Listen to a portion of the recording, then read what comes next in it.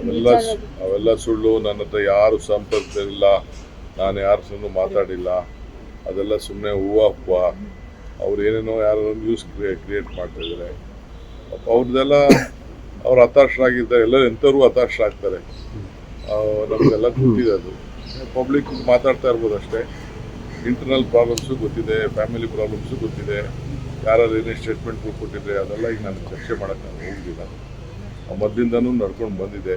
ನೀವು ಇಲ್ಲ ಅವರ ಫ್ಯಾಮಿಲಿಗೆ ಏನು ಸ್ಟೇಟ್ಮೆಂಟ್ಗಳು ಕೊಟ್ಕೊಂಡು ಬಂದಿದ್ರು ಮೊದಲಿಂದನೂ ಕೂಡ. ಅಸೆಂಬ್ಲಿ ಎಲೆಕ್ಷನ್ ಟೈಮಿಂದನೂ ತಾವು ಗಮನಿಸಿ, ಪಾರ್ಲಿಮೆಂಟ್ ಎಲೆಕ್ಷನ್ ಟೈಮಲ್ಲಿ ಟಿಕೆಟ್ ಫೈನಲೈಸ್ ಮಾಡೋಕ್ಕಿಂತ ಮುಂಚಿತವಾಗಿ ಸ್ಟೇಟ್ಮೆಂಟ್ ಕೊಟ್ಟಿದ್ರು. I don't want to interfere with their party affairs or family. ಯಾಕೆಂದರೆ ಅವರು BJP ಜೊತೆ ಇದ್ದಾರೆ.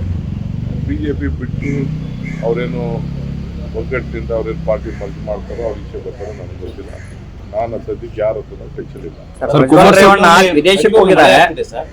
ಬೆಂಗಳೂರಲ್ಲಿ ಮಳೆ ಆಗ್ತದೆ, ರೈನ್ ಅಲರ್ಟ್ಗೆಲ್ಲ ಸದ್ಯ ಮಳೆ ಬೀಳಪ್ಪ, ಮಳೆ ಬೀಳಲಿ. ನನಗೆ ಏನಾರು ಆಗಲಿ, ಮಳೆ ಅಂತೂ ಬೀಳಲಿ ಫಸ್ಟು. ನಾನು ದೇವರಿಗೆ ಪ್ರಾರ್ಥನೆ ಮಾಡ್ತಾ ಇದ್ದೀನಿ.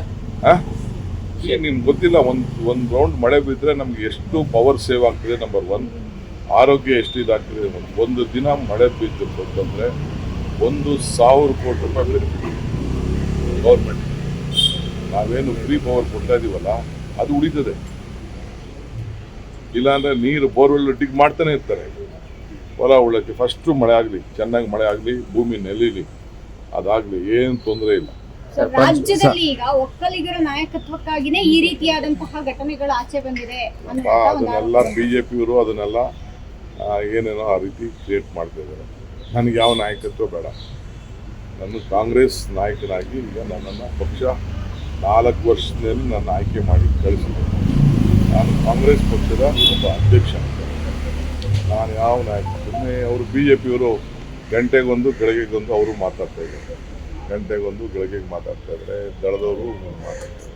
ನನಗೆ ಯಾವ ನಾಯಕತ್ವದ ಏನು ನನಗೆ I am not A Congress Vokkaliga ನಾಯಕ ಅಂತ ನಂಗೆ ಹೇಳ್ಸ್ಕೊಳಕ್ಕೂ ಇಷ್ಟ ಇಲ್ಲ. ನನಗೆ ಅವ್ರಿಗೆ ಹುಟ್ಟಿದ್ದೀನಿ, ಒಕ್ಕಲಿಗರಾಗಿ ಹುಟ್ಟಿದ್ದೀನಿ. ಆ ಸಮಾಜಕ್ಕೆ ಗೌರವ ಕೊಡಬೇಕು, ರಕ್ಷಣೆ ಕೊಡಬೇಕು, ಸಹಾಯ ಮಾಡಬೇಕು. ನನ್ನಿಂದ ಜನ ಅಪೇಕ್ಷೆ ಪಡ್ತಾರೆ.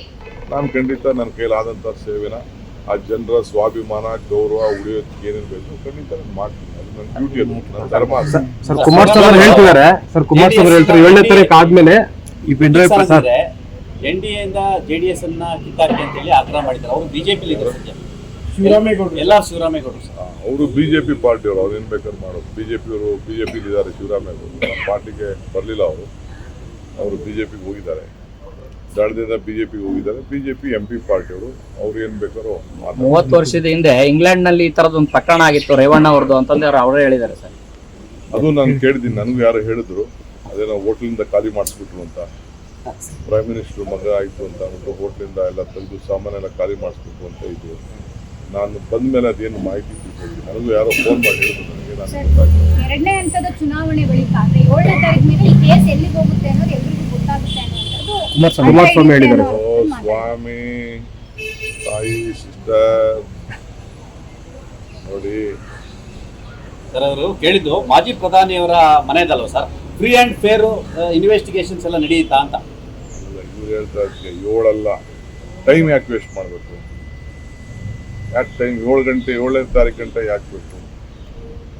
ನಾವು ಬಿಚ್ಚಬೇಕಾ? ನಾವು ಯಾರ್ಯಾರು, ಎಲ್ಲಿ ಮೂಲ ಏನು, ಇದ್ರ ಮೂಲ ಏನು, ಯಾರೇನು, ಯಾರ ಹಿನ್ನೆಲೆ ಏನಿದೆ ಅಂತ ಮುಗಿಸ್ಬೇಕಾ? ಇವತ್ತು ಯಾರೋ TV ಪೇಪರ್ ಅವ್ರು ಬರ್ದವ್ರಲ್ಲ, ನನಗೆ ಯಾವುದೋ ಒಂದು ಆರ್ಟಿಕಲ್ ಯಾರಿದಕ್ಕೆಲ್ಲ ಕಾರಣ ಅಂತ. ಅವ್ರ ಫ್ಯಾಮಿಲಿ, ಇಂಟರ್ನಲ್ ಫ್ಯಾಮಿಲಿ ಇಶ್ಯೂ. ಉಪ್ಪು ತಿನ್ನೋ ನೀರು ಕುಡಿಬೇಕು ಅಂತ ಹೇಳಿದ್ರು. ನಾವು ವೈ ಚೇಂಜಿಂಗ್ ಸ್ಟ್ಯಾಂಡ್, ಅವ್ರ ಕುಟುಂಬನೇ ಬೇರೆ, ನಮ್ಮ ಕುಟುಂಬ ಬೇರೆ ಅಂತ ಹೇಳಿದ್ರು. ಟಿಕೆಟೇ ಕೊಡಬಾರ್ದು ಅವ್ರಿಗೆ ಅಂತ ಹೇಳಿದ್ರು. ನಮ್ಮ ಫ್ಯಾಮಿಲಿ ಯಾರಿಗೂ ನಿಲ್ಲಿಸಲ್ಲ ಅಂತ ಹೇಳಿದ್ರು. ತಪ್ಪಾಯ್ತು ಕ್ಷಮಿಸಿ ಅಂತ ಕೇಳಿದ್ರು. ಯಾಕೆ ತಪ್ಪಾಯ್ತು ಅಂತ ಕ್ಷಮಿಸಿ ಅಂತ ಕೇಳಿದ್ರು? It is their internal family issue which has craft everything. I don't know about SIT functioning. Sir Prajwal ವಿದೇಶದಲ್ಲಿ ಪಾರೆ ಆಗಿದ್ದಾರೆ ಸರ್. ಇಲ್ಲಿ ರೇವಣ್ಣ ಅಟೆಂಡ್ ಆಗ್ತಾ ಇಲ್ಲ ಹಾಜರಾತಿಗೆ. ಹೋಮ್ ಮಿನಿಸ್ಟರ್ ಇದ್ದಾರೆ, SIT ಇದ್ದಾರೆ. ಅವರೆಲ್ಲ ಅದಕ್ಕೆ ಉತ್ತರ ಕೊಡ್ತಾರೆ. ನಾವು ಅದಕ್ಕೆ ನನಗೆ ಎಲೆಕ್ಷನ್ ಮೂಡಲ್ಲಿ ಇದ್ದೀನಿ. ನಾನಿನ್ನೇ ಯಾರೇನು ಮಾತಾಡೋಕೆ ನನಗೆ ಟೈಮ್ ಸಿಕ್ಕಿಲ್ಲ. ಅದಾದಮೇಲೆ ಏನಾದ್ರು ನೀವು ಮಾಹಿತಿ ನಮ್ಗೆ ಕೊಟ್ಟರೆ ನಾವೇ ಆ ಮಾಹಿತಿ ಮೇಲೆ ಮಾಡ್ತೀವಿ. ಸರ್ ಎರಡನೇ ಹಂತದಲ್ಲಿ ಎಷ್ಟು ಗೆಲ್ತೀರಿ ಸರ್ ನಿಮ್ಮ ಪ್ರಿಡಿಕ್ಷನ್? ಯಾಕಂದ್ರೆ ಕಳೆದ ಬಾರಿ ನಿಮ್ದು 136 ಅಂತ ಹೇಳಿದ್ರಿ. ಅದೆಲ್ಲ ಆಮೇಲೆ ಟೂರ್ ಹೇಳ್ತಾ ಇದ್ದೀನಲ್ರಿ, ಹೈಯೆಸ್ಟ್ ನನಗೆ 12 ಗೆಲ್ಲಕ್ಕೆ ಚಾನ್ಸ್ ಕಾಣ್ತಾ ಇದೆ. 14 sir. Let me C. Okay. So